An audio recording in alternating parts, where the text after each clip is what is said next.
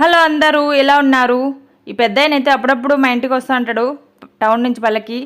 ఎండ పొద్దున వచ్చిండు. అన్నం అయితే మాడిపోయింది ఉంది, అది పెడితే మంచిది కదని చెప్పి ఐస్ తెప్పించి రొట్టె మొక్కిచ్చాను. ఇంకా నేను కుట్టిన దానికి అంటే బట్టలు కుడతాను కదా, దానికి వచ్చిన డబ్బులతోటి నేనైతే కూరగాయలు తీసుకున్నాను. అలాగే లడ్డమ్మకు బాగాలేకంటే హెల్త్ చూపించుకొచ్చాను.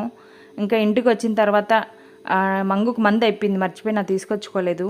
ఇంకా లడ్డమ్మకు నవ్వుకు టానిక్ తీసుకొచ్చాను. ఇంకా వీణాకు వచ్చే ఐరన్ ట్యాబ్లెట్లు, నాకైతే మోషన్ ఫ్రీ రావడానికి ట్యాబ్లెట్లు.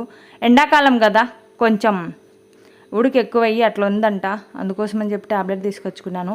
పప్పులకి పూరి అయితే చేసేసుకున్నాము, సపోటాలు వచ్చింటే తీసుకున్నాను. ఇంకా నేనైతే తలకు పెయింట్ కొట్టేసి అలా స్నానం చేసేసి పొద్దున్నే ఎంగేజ్మెంట్కి అయితే బయలుదేరుతున్నాము తిరుపతికి. ఇంకా పట్టు జాకెట్లకి అలా ప్యాడ్స్ వేసుకుంటే సంకలో చెమట పట్టదంట. నా పెద్ద బిడ్డ అయితే నన్ను రెడీ చేస్తుంది. ఫస్ట్ టైం చూస్తున్నట్లయితే సబ్స్క్రైబ్ చేసి లైక్ చేయండి. థ్యాంక్ యూ అండి.